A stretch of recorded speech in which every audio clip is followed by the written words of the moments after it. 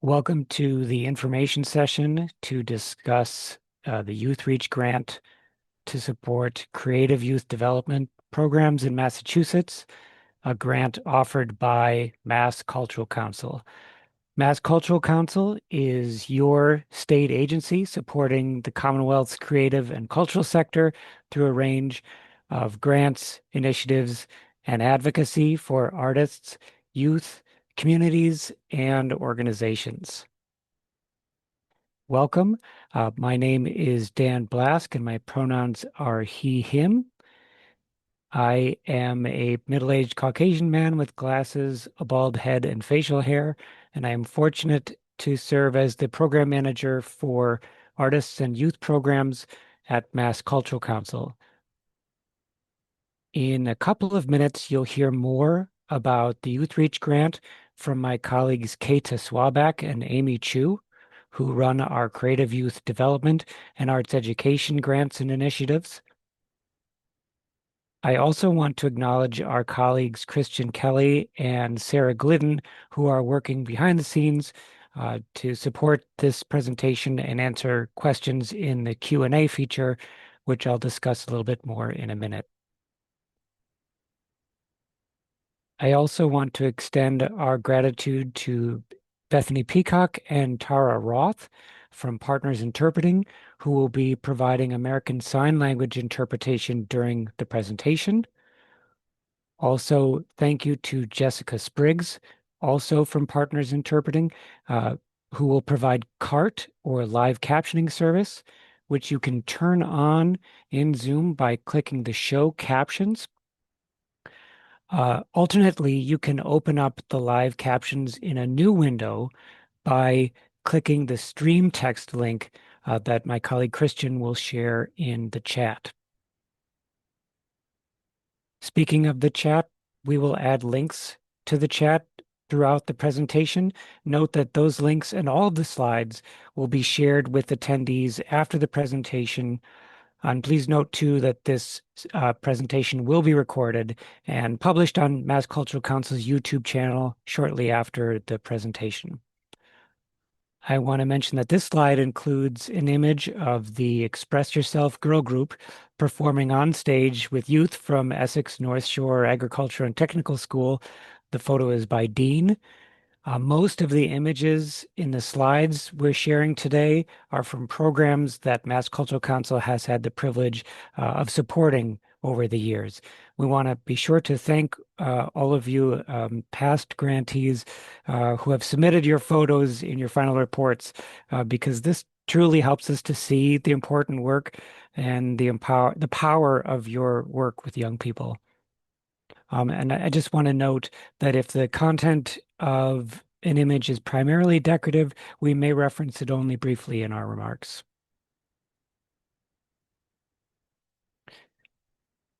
Next slide, please. Today's session will consist of understanding a bit of YouthReach, the history and updates, exploring, is this grant right for you? By further looking at what YouthReach development is, along with eligibility criteria to this program. We will also look at helping to answer the how do we apply question by unpacking the application sections, the review and the prioritization criteria, help and resources for applying, and answering your questions, some of which we'll do directly into the Q&A function, and some of which we will read live. And I'm going to say more about that in just a minute. So please note that if you have questions during this presentation, please use the Zoom's Q&A feature. Some of these questions will answer directly into the Q&A function, and some staff may pose live during the presentation. It will be helpful for us, if the questions you pose are in the same general topic area that we're covering, but in any case, we'll do our best to respond.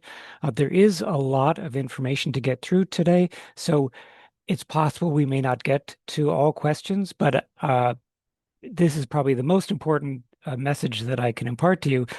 This info session is not the only chance that you'll have to interface with Mass Cultural Council staff.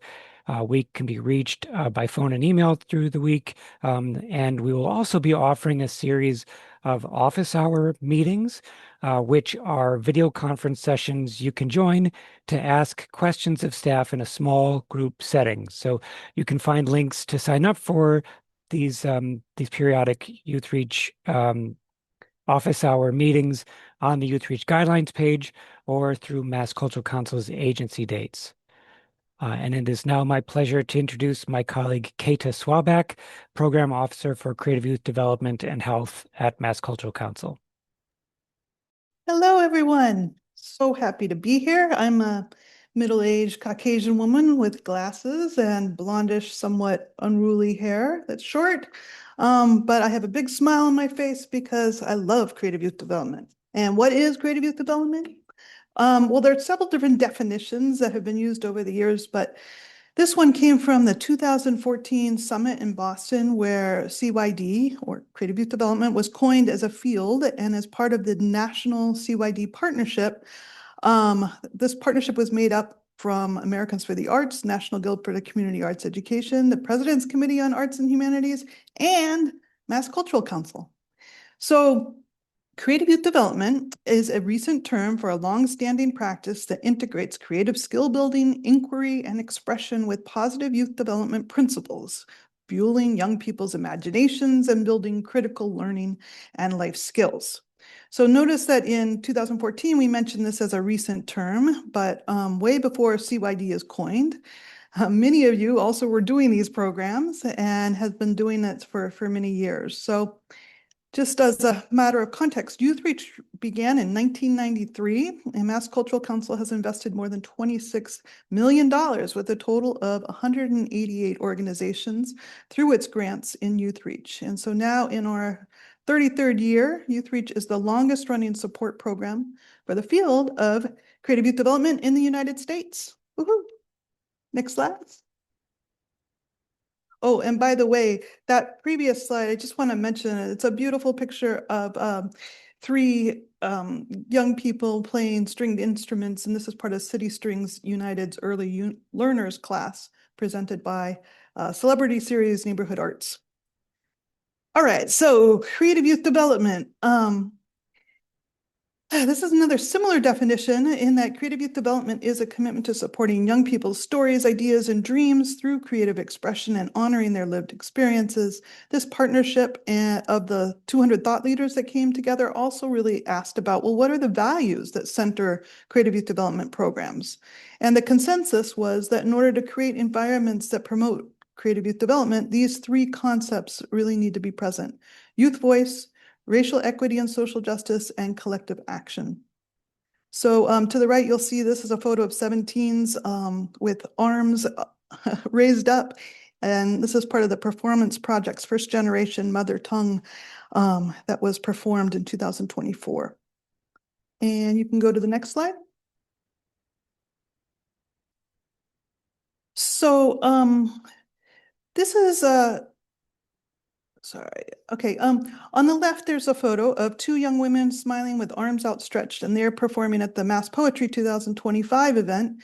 And this shows also some of their surveys. I'm going to just mention this quote because this will help to illustrate what we're speaking about. And that is that 99% of young people felt in the Mass Poetry's programs that writing or performing poetry allows me to express my identity in a safe place. So this is just among thousands of examples of how YouthReach programs over the past 30 years, through experiences in arts, humanities, and sciences, provide young people with youth-centered environments where young people can both widen and deepen their skills and interests, help them further develop their creativity, self-discovery, voice and storytelling, build community and relationships through collaboration and fostering belonging, and develop leadership, collective action, and social change in collaboration with their communities. So yeah, you all do a lot. So we're going to talk about some changes to YouthReach. So next slide. So what are the changes that we're making in FY27? think the last time we had an application was FY22, so it's been a while. And so really there are five main things that we've been working on. One is in the past, organizations known as youth partners, YouthReach Partners had earned that distinction because they had been funded for 9 or more years. And as a partner, we had a rule that you didn't have to reapply so as long as you didn't really have significant changes to your program design or staffing, although you still needed to really do your final report. That's where we really got touch base with everyone. But now all former YouthReach grantees need to apply. The good news is, though, is we've worked really hard to streamline our application to allow for greater access, because we know that in the past we have had some pretty large applications, and this year we're deciding to try to minimize the workload by removing evaluative site visits and also our logic model requirements. Some of us still love logic models. You can still do them, but we're not requiring them. And number two, we've brought in eligibility to include schools and for nonprofits who work with schools to apply in the arts, humanities, and sciences. So after 7 years of running 2 CYD programs, we had YouthReach and Ser Hacer. In the last application, FY22, they merged under the name of YouthReach. And school programs we did allow, but only for those that were really Ser Hacer previous grantees. So now in FY27, we're further opening this up to YouthReach to schools and to nonprofits who work with schools and run CYD programs. And then the third thing is that we are offering both 2-year and 4-year grants for this cycle. And because ultimately we really want to move to a 4-year granting model instead of the 3-year granting model that we've had for many, many years. So although the amount of funding may change, based on the governor's budget, we're hoping that it will really help organizations to help to know, like, okay, yes, I can count on this funding for 4 years, which is awesome in this day and age. All right. So YouthReach funding period, next slide. This just shows how that this is going to go all the way from July 1st, 2026 up to June 30th, 2030. Some of you, however, especially if you're new programs, you may want to only apply for a 2-year grant because it's brand new. And that's why we're going to ask you actually in the application whether you are interested in the 2-year or 4-year. All right. Just the photo here is just one of, it's kind of a fun one where we were worked with practitioners, teaching artists as part of a youth arts impact network convening in that whole notion of, like, how do you help young people feel like they belong? And I just love this quote from a practitioner that says, "From the moment they step through the door, they are seen and valued, always, no exception. It's a practice that sends a powerful message. You belong here." All right, next one. Okay, this is one of our bigger changes to YouthReach, which we're kind of excited about. And that is that we're going to have a new optional section.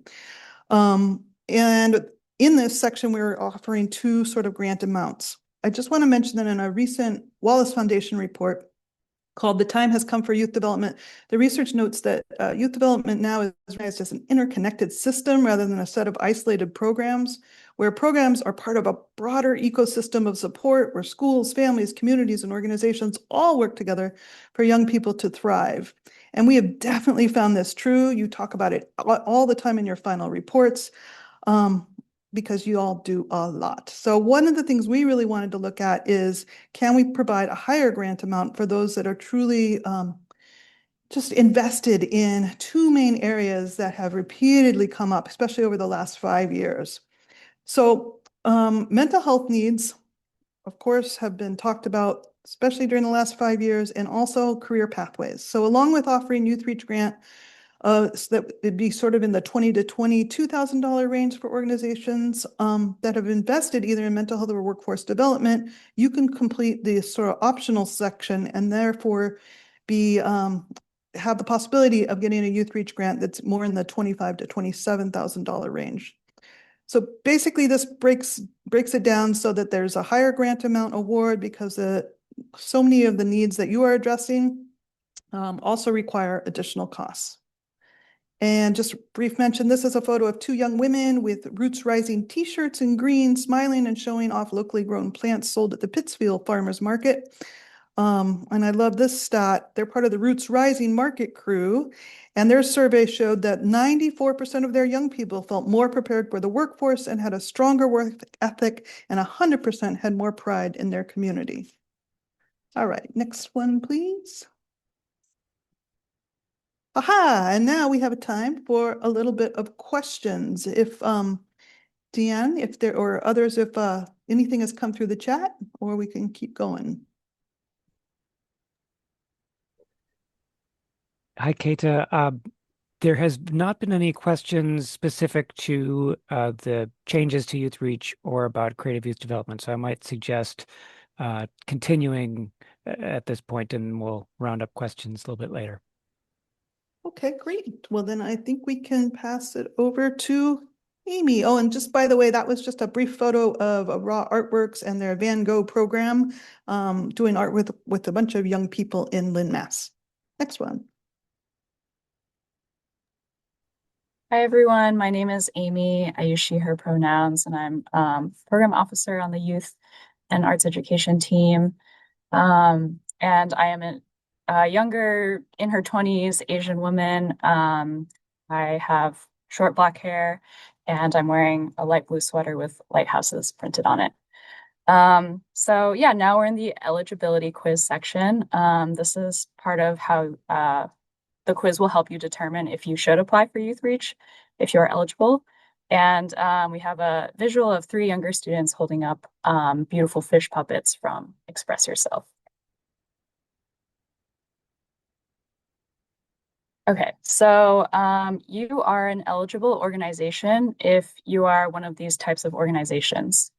If you are a Massachusetts nonprofit 501c3 organization, if you are unincorporated, but you are using a fiscal agent, the fiscal agent can be a municipal entity, a nonprofit, org, incorporated in Massachusetts, or registered as a foreign corporation doing business in Massachusetts. You're also eligible if you're a nonprofit organization, including Massachusetts public colleges and universities, tribal, municipal, or state government entity programs of the state or federal government in Massachusetts, or you are a pre-K through 12 school as recognized by the Department of Elementary and Secondary Education. So that was a lot of like legal status language, but that will be in the quiz and in our guidelines, and you can reference them later. So now I'm going to go over program eligibility. The program is eligible if the programming is primarily in the arts, humanities, and/or sciences. So we use the following definitions for these terms. For the arts, we define it as the creation of work in crafts and performing, visual media, folk, design, literary, and interdisciplinary arts, including the presentation and preservation of, education about works in these disciplines. Humanities are defined as types of learning that deal with human values and aspirations, human thought and culture, language and creativity. Examples might include, but are definitely not limited to, history, social studies, philosophy, criticism, and literature. And then finally, the sciences are limited to the cultural and interpretive and educational expression of science. And this refers to the type of learning that deal with nature, science, and technology in ways that explain how they relate to people's lives. So some organizations that conduct this type of activity might include aquariums, botanical gardens, nature centers, natural history museums, planetariums, and science centers. We also want to emphasize that eligible programs may take place in school, after school, or out of school, because we recognize that different creative youth development programs might have different needs for young people in their program time. And here we have a picture from Flying Cloud.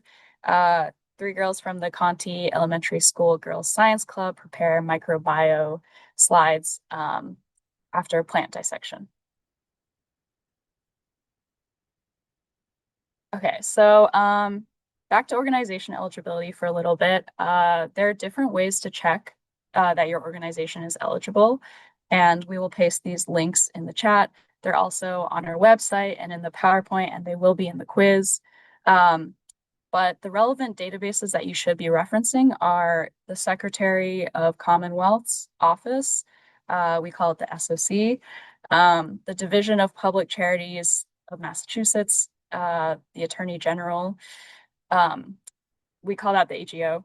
And then if you're none of these things because you are an unincorporated organization applying with a fiscal agent, these databases should apply to your fiscal agent. And the reason that we ask you to check these databases is because we need to make sure that the state comptroller can pay your organization should you receive the grant. And then also your organization must have a favorable 501c3 status with the IRS. On the other hand, if you're a school, these databases might not apply to you. If you're a K through 12 public, private, or charter school, you can check the Massachusetts Department of Elementary and Secondary Education, which we will affectionately call DESE. And you should check that you have an active profile and a DESE ID with the number for this year. And we have a picture from Music Connects of an end of year concert at the Mattahunt School. Okay, and then there are a few other eligibility questions that are more related to your programming that you will see in the quiz at the beginning of your application. And I'll just read these questions from the slide because they're pretty self-explanatory. Has your organization operated a creative youth development, we'll call CYD program, for a minimum of 6 months between 2024 and 2026? Does your program provide a specific and consistent group of young people hands-on, sequential, and cumulative learning through creation? Does your program serve Massachusetts young people who are ages 4 through 24? And is your program committed to best practices in creative youth development? And finally, applicants have to see themselves in this definition of creative youth development. Creative youth development is a commitment to supporting young people's stories, ideas, and dreams through creative expression and honoring their lived experiences. In order to create environments that promote creative youth development, these three concepts must be present: racial equity, racial equity and social justice, youth voice, and collective action.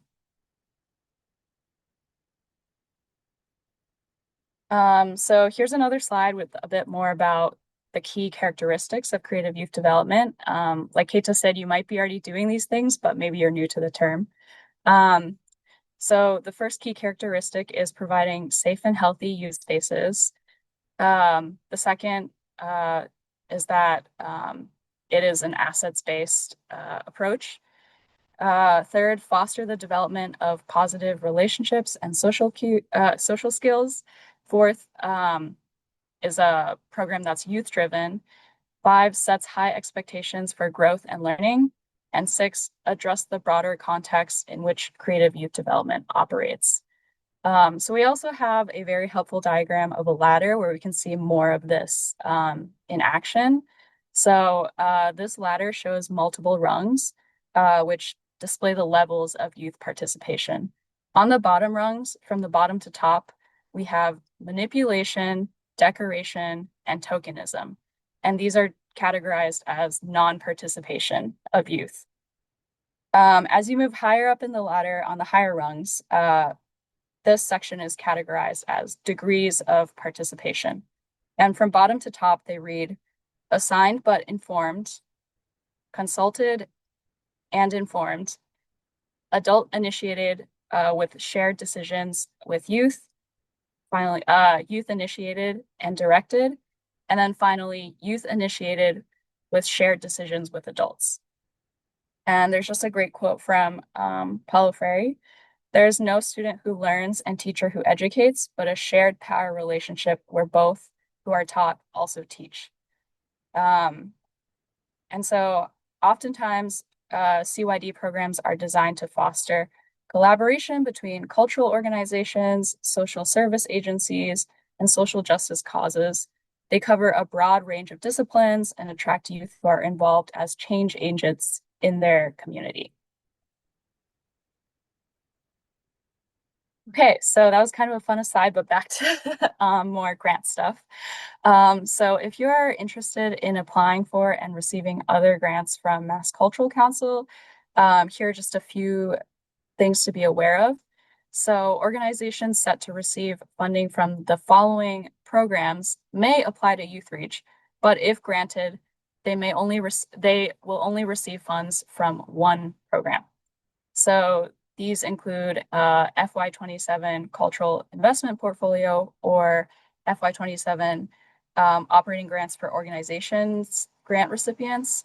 It also includes FY27 Creative Experiences Grant and the FY27 Cultural District Investment Grants. So organizations who received a grant for Operating Grants for Organizations, OGO, can apply, but you will only receive the higher of these two grants if you are granted both. So basically, if your organization is awarded the OGO grant and that grant money is higher than what you will receive in YouthReach, your application for this program may be declined, and vice versa when OGO opens next year. Okay, so again, I know it's a little confusing, so here's just another way to explain how they interact. You can ask yourself, are you currently an OGO grantee, or do you want to apply for it in the future? You can apply for YouthReach this cycle, but you cannot receive both of these grants. And just some additional context, YouthReach and OGO applications will alternate years. OGO opens in the spring of 2027 for the next cycle, and then YouthReach applications will cycle. That cycle is FY27 through FY30. And sorry, every time we say FY, that means fiscal year. And then YouthReach will open in the spring of 2028 for the next cycle. But yeah, if you have any questions about this, like feel free to put them in the Q&A or come to office hours. I know it's a little tricky. Okay, just want to touch on prioritization factors, and also want to emphasize that these are not eligibility. These are different from eligibility. So the things that I just talked about are whether or not you can apply.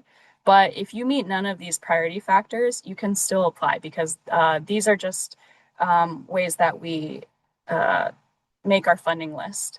So a little bit of context is that priorities have been established to support programmatic practices that advance equity, diversity, and inclusion through our services to the sector.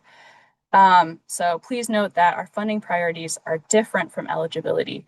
You do not have to meet these points to apply or receive funding. These are just factors that we consider when we make our funding list, in addition to the open-ended narrative questions that Keita will touch on later. So I'll just read them because they're pretty self-explanatory on the slide. So the prioritization factors include applicants that have not received funding from Mass Cultural Council in the last 3 fiscal years, applicants who are applying to Mass Cultural Council for the very first time, applicants that are BIPOC-centered organizations or BIPOC majority schools, and applicants that have completed the arts and culture accessibility self-assessment. So again, these things will be in the guidelines and on the application itself. You may be BIPOC-centered if your organization is led by and primarily serving BIPOC. And if you're interested, you can complete a self-identification form. And it will just appear in your grants portal where you can do a short little survey and answer some questions. And then the arts and culture accessibility self-assessment is a quiz that you can take to just assess how the access is at your organization. And these instructions will also be linked in the application. If you have any questions about accessibility specifically, we definitely encourage you to review our agency's access policy. And all these links will be shared after the info session and in the chat. Okay, so I know I just covered a lot. Do the Q&A folks want to highlight any questions that anyone asked that we won't cover later? Mhm. Yes, hi, Amy and Keita. This is Dan. There are a number of questions related to programming happening either during the school day or, uh, for instance, is it okay if programs happen during the school day or in the summer? Does it have to be after school? Um, Another similar question, our program teaches music and instruments in schools. Based on your definition, does this align well with Youth Reach priorities? So could you just talk a bit about the school day timing and how that might impact program eligibility?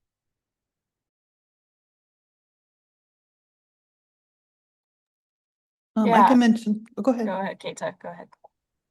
Yeah, so to mention, like, yes, we have opening it up to schools, but I think it's really key to note that these really do need to be creative youth development programs. So just what Amy also was speaking about, these are not talking about like general individual or private lessons or drop-in programming, um, or even arts curriculum that is in a classroom that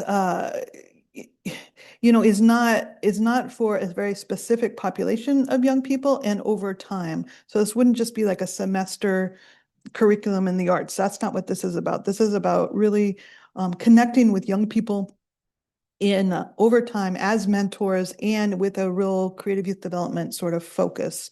So yes, interpretive sciences, humanities, arts programs it's all possible, but it also needs to have a hands-on, work to it. It's not just, tests or theories. It's about hands-on creative work.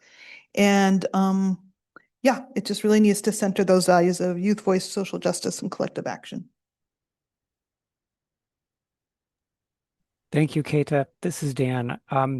This is actually back to organizational eligibility. Can new 501c3 organizations apply?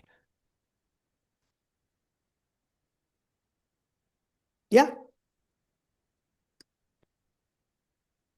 Great. And then uh, can you please say more about the requirement to operate a, creative youth development program between FY24 and 26? What might this look like? Well, I think what we wanted to do is we really, we didn't want people to just have an idea of what could be done. We really want to have people have tried it in some way, shape, or form so that that needs to have at least 6 months that you have worked in a program that sort of centers a lot of these values and have worked with young people over some time. So that's why we were saying like in between these years, so it's not just like 10 years ago I worked with young people, but just over the last couple of years that you have um, your organization has run programming with young people with these values for at least 6 months. Does that answer it? Yes, thank you. Um, thank you. You could perhaps proceed, and then we may have some more questions a little bit further on. Awesome.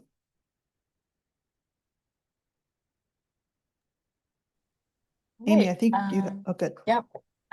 So now we will talk about the application process, and we have a visual from 826 Boston, where a YLab student and a teaching artist speak on a panel about their experience writing the libretto of To People Like Us at the opera's premiere at the Strand Theater. Cool. Okay, so the application is online and it will be through our grants management system. And so I'll just read what's on the slide. Every person that logs into the grants management system is called a user. And what makes one user distinct from another is their email address. So your email address is like your username or your unique ID. Um, one email address cannot have two accounts.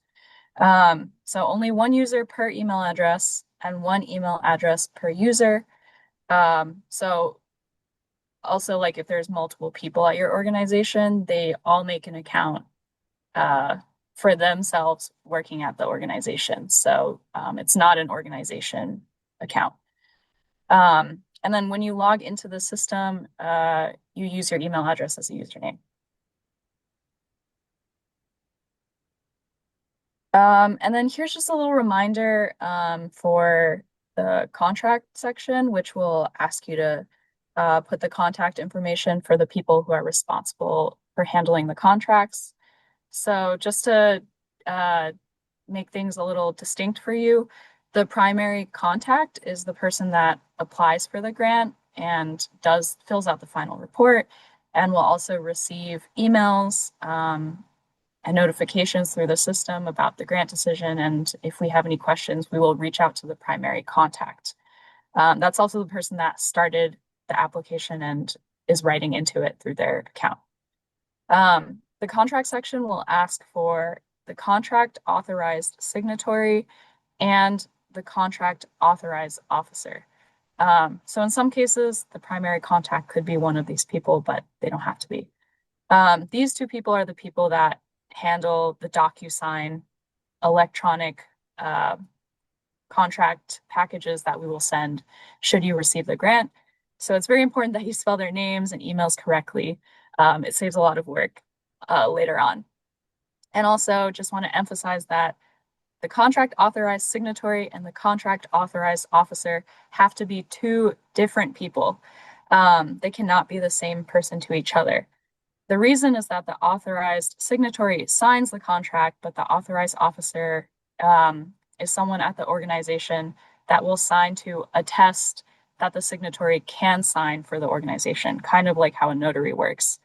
And so we just want to make this distinction and remind you because this is a common trip up in the application and it'll save us some trouble later.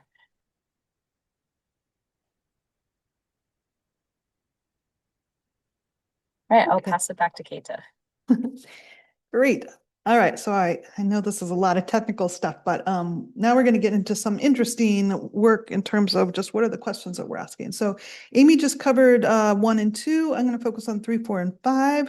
I'm going to talk kind of quickly because we're a little bit behind. So yeah, organization and program overview, program design and fiscal management, and the optional narrative is what I'm going to cover next. And I have looked at, there's a lot of great questions in the chat, in the question and answer. So hopefully some of those will get answered as I speak.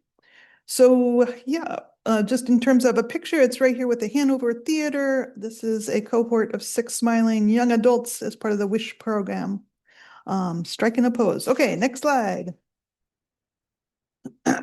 So in the organization and program overview, this is when we ask you about what is your primary mission or purpose, your project title, your program history, your program description and purpose.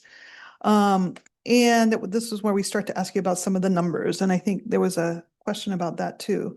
So as part of your program history, we asked you about how long has your organization run the proposed YouthReach program? When and why was it created? If this is a new program, describe another creative youth development program in your organization that you've run for a minimum of 6 months between 2024 and 26. The program description and purpose, this is where we ask you about a range of the range of participants that you have, the partners that you might have, and how the YouthReach program fits in with your overall programming.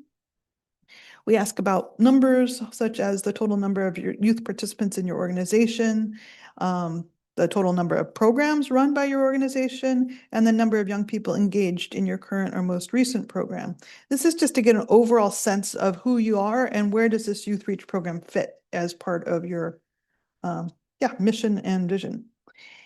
And just the visual here is a 2025 photo of a teen from the Care Center reading her poetry from their annual art and poetry anthology from the Care Center. Next, please.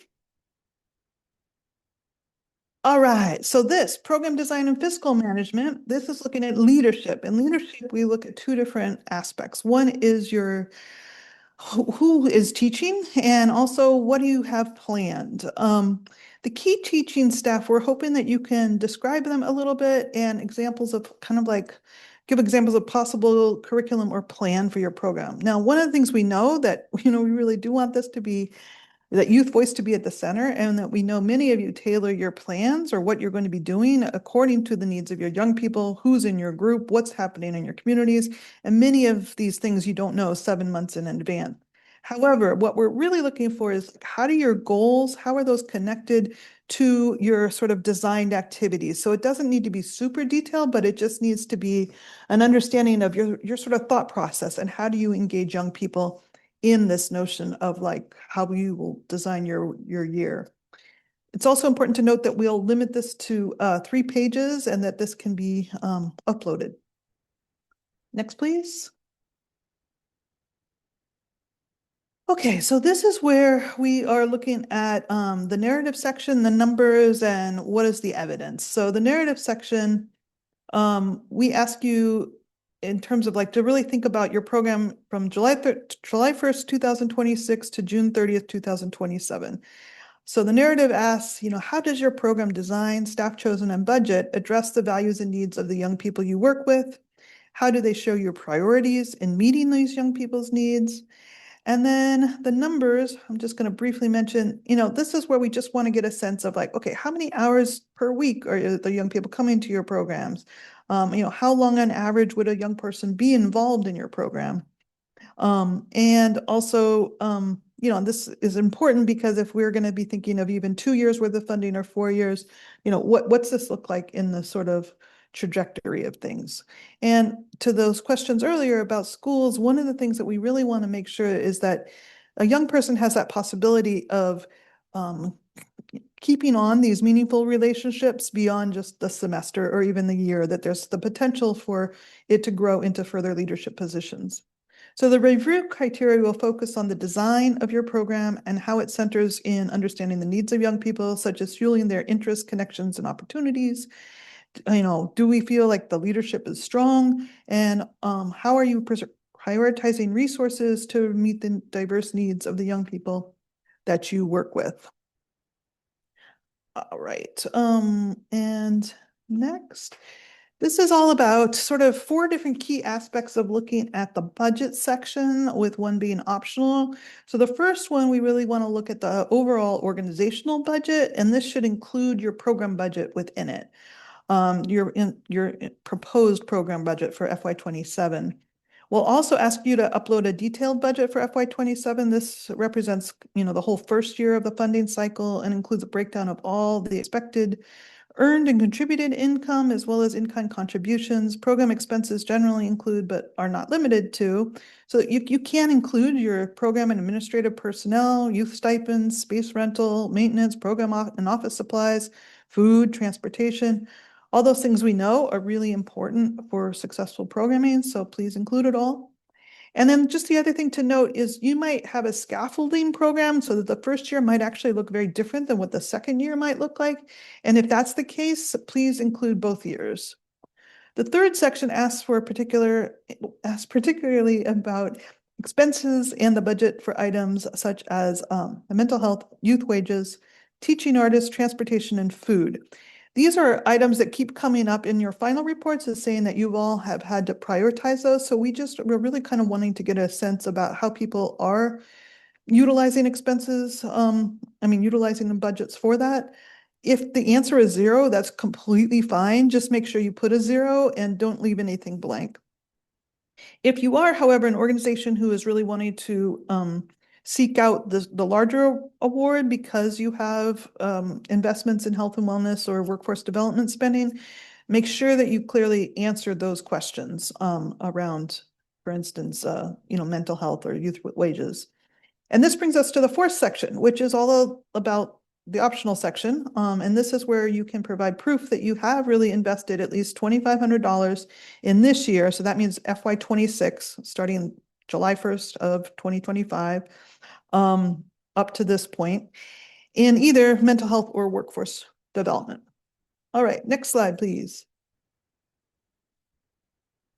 Okay, so this is a little bit tricky, so I'm just trying to say how this is going to work. Okay, so we're going to have basically one criteria that we look at both sort of funding areas of mental health and workforce development. So this score is going to be based on funds that are used to employ youth and or funds that are used to track or address mental health needs. Number 2, young people are listened to and cross-sector partnerships have been thoughtfully established. So whether that's in behavioral health or workforce development, we just want to make sure that that is being developed. Also, credentials or bios of staff and design of program demonstrate your ability to really hear and address the needs that your young people are coming to you with, and that you're doing so with cultural competency. And yeah, so it might look a little bit differently depending upon if you're focusing on workforce or mental health. So with workforce, staff provides growth opportunities, constructive feedback, learning, connections, and opportunities. And for mental health, staff are really equipped with either degrees, certifications, and/or evidence of trainings and design of programs to address the needs that young people are coming to you with. And just want to mention these two smiling, awesome young people who are part of the Community Day Charter Public School, who seem very excited to begin their ensemble practice as they smile and hold their violins. Okay, next, please. Okay, so this is where we dig into this a little bit more. So two different questions. And yes, I know that there's questions about what happens if we do both and we really invest in both. You're very welcome to fill out both, but you don't have to, and you can only focus on one. But again, this is it just provides us with a lot of feedback about what are people currently doing, as well as yes, this is how you can gain the optional potential greater award value, because it's basically like money in, money out. You guys are really investing in these two different areas, and we really want to acknowledge that investment by increasing our investment. So mental health, the questions that we ask are, how does your program currently address and track the needs for mental health and wellness support for your young people? What support and partnerships have young people reported that they need to navigate their mental health? How have you developed cross-sector partnerships to help address those needs? And the third thing is, how are staff prepared to intentionally provide ways and to help youth with their mental health? For workforce, we ask, how does your program currently use funds to support young people in paid leadership and workforce roles? Number two is, what help are they needing to navigate connections, resources, and opportunities? And how have you developed cross-sector partnerships to address those needs? And the third one is, how has staff prepared to intentionally provide ways to help youth explore their next steps in leadership or employment? Next one, please. Phew, all right, so 6 more areas. And these are key because this is where we really get to understand who your community is, what sort of practices you have. And we are looking at sort of 3 main outcome areas. And then how do you really track your own outcomes to really tell your own story? Okay, so to begin, well, let me just read. Yeah, so the first one is community engagement. So why don't we just go there first? Next slide. All right, so in this narrative section, we ask you, what are your community's unique characteristics and needs? How do you know? And how does your program respond to these unique community strengths and needs? Reviewers will look at those answers and also really try to assess how your community is defined, what community strengths and needs are understood, how your programming is designed to address those needs with accountability. Just the visual, I just want to mention, this is a wonderful photo of a 2005 photo that shows 4 students from Ballet Rocks performing at their spring recital. All right, next, please. Equitable practices. This is where we ask you, what are thoughtful recruitment or outreach practices that you're engaging in, and how are you mitigating barriers and increasing accessibility, including collaborating to offer culturally responsive programming? Our reviewers will be looking at, first of all, is outreach and recruitment thoughtful? Is our barriers identified and how are they addressed? And then also, how do we see cultural responsive programming being offered and implemented? Here, the visual is a 2024 photo that shows 5 Berkshire Pulse students in contemporary for dance studio practicing by lifting up one of their colleagues into the air. Next, please. All right, before we launch into our Create, Connect, and Catalyze, I want to mention just the William and Flora Hewlett Foundation's 10 Dimensions of Powerful Arts Education. already put in the chat. Excellent, Christian. This greatly informed our work with creative youth development outcome areas. And the first one we call Create.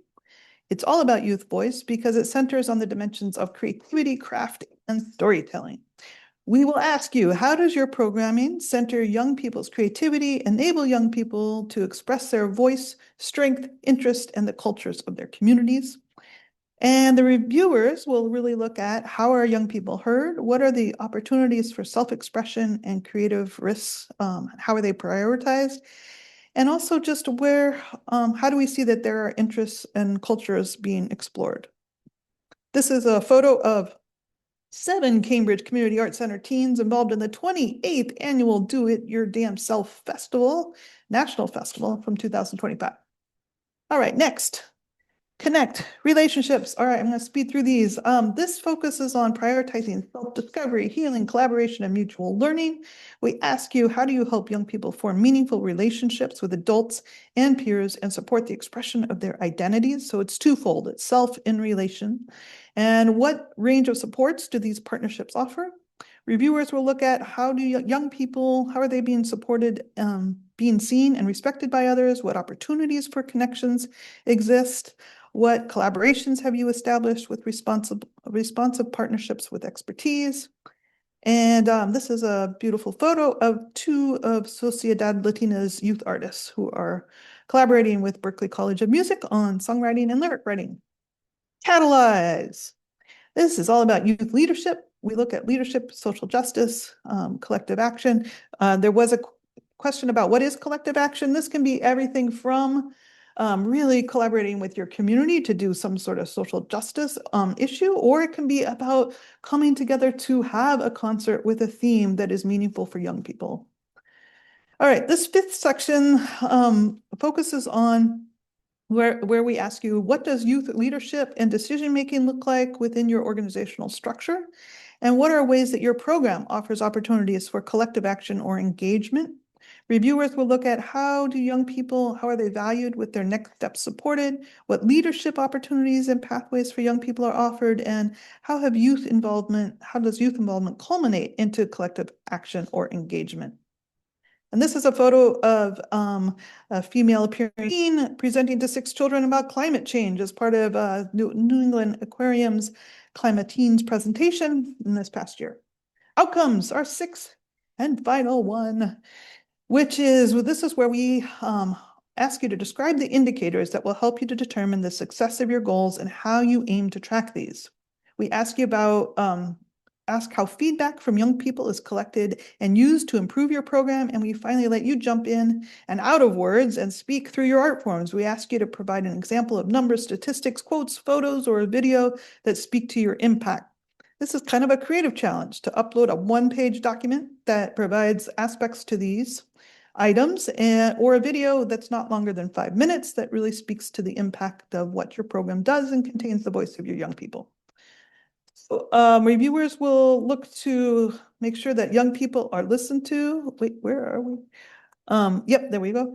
Young people are listened to, data is valued and collected, and your program tracks for understanding and impact and improvement. And then, yeah, this is a photo of La Collaborativa teen, and I'll just skip down to say that this is a good example of a survey that found that 71.4% of the youth who attended weekly group sessions there felt like their mental health had improved. All right, next one. Okay, are there resources that can help? The answer is yes. This is a photo of Origination and young African-American women who dressed in cream-colored dresses against a bright green background. This was a performance at the Kennedy Center in Washington, D.C. Next. Thanks. Okay, this is where you can join us, the Youth Arts Impact Network Partnership. We can put that link in the chat. This is, if you're not already part of this network, it's a fun place to be, and we have lots of resources. I'll skip the whole history, but just to say that we have a beautiful partnership with Edvestors, and one of the best kept secrets that we want to announce loudly is that Julia Gittleman is an amazing resource, and she can help you. This is part of the office hours that we help to fund with investors. And she can help you with understanding performance measurement and evaluation design, data storytelling, and also really gain a much further sense about how your work really can relate to the YouthReach application. Okay, and next. This just shows examples of outcomes and indicators, which we can put in the chat as well, because this shows you about just how we have gone further in really trying to help folks understand, not as a whole recipe, this is how you do it, but more of like, okay, these are all the good ingredients, come and create your special sauce. All right, next one. Okay, this is also, we know we are running out of time, so please come to our office hours. Listed here, they'll put it in the chat about how do you get to those office hours. And then also we have a brand new email that you can try out, and that's youthreach@mass.gov. This will get to our entire team. And so hopefully questions will be answered much more quickly. So please use that. And there's also the grants team email in case you're having problems with the not GPS, GMS system. And yeah, so I think that is, oh, and then we're going to have resources that we'll share out. And so I think out of time, I won't go through all of them, but just to mention that CYD BIPOC Alumni Council is a program that we had, and this is to hear directly from young people themselves.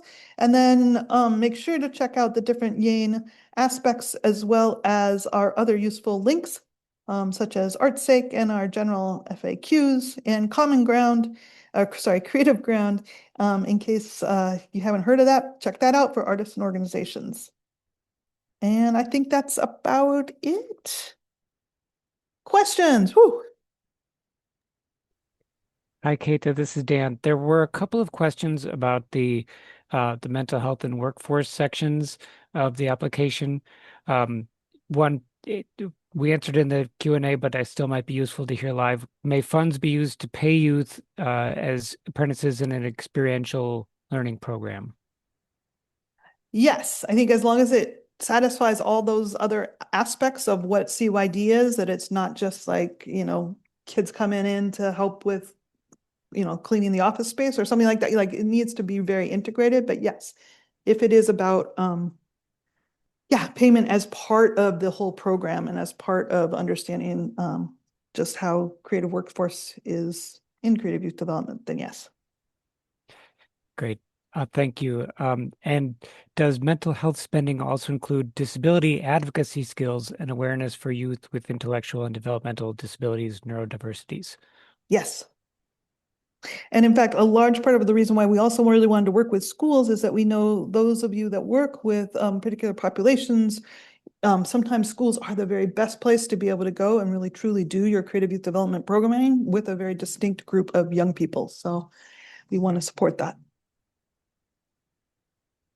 Oh, and one question, can I answer this one? I just saw it come because yes, as of this morning, we were having problems with our application as a PDF, but now the link is all there, ready to go.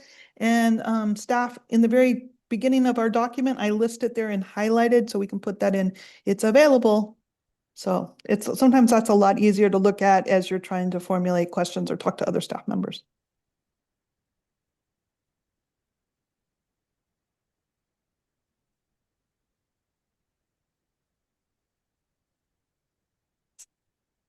Any last minute of questions? There was one question that just came in. Hi, this is Dan. So let's see. Programming is now in its third year of bringing arts to young school-age children and teens with developmental disabilities. Goal is to provide programming that would assist in emerging adults with employment opportunities. Wondering if this is relevant to the YouthReach grant. Yeah, it can be if you are utilizing arts, humanities, sciences as ways to get to these goals. We really want to make sure that there's a hands-on creative component that young people are able to engage in. And yes, we are going to send you out a digest of these great links in one place through an email.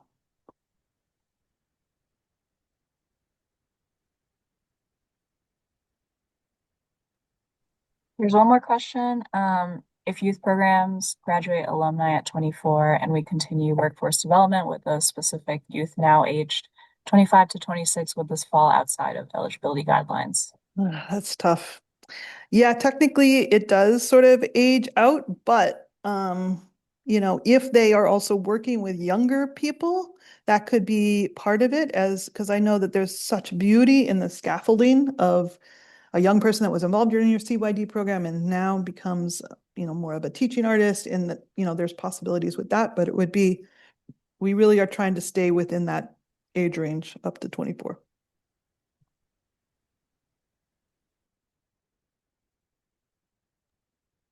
But we love alumni, and we think alumni working within your programs are such a good um, description of the success of your program.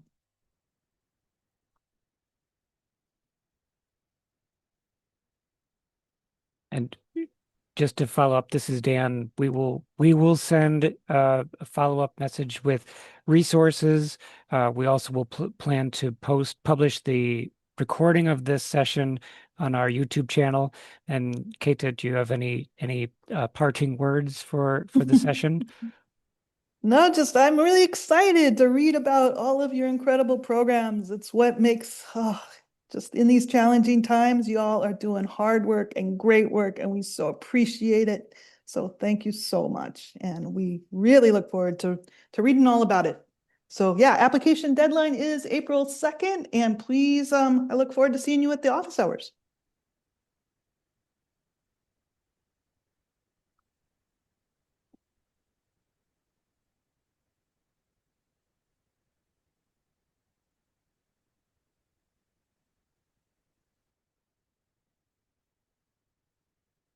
So I think that's a wrap.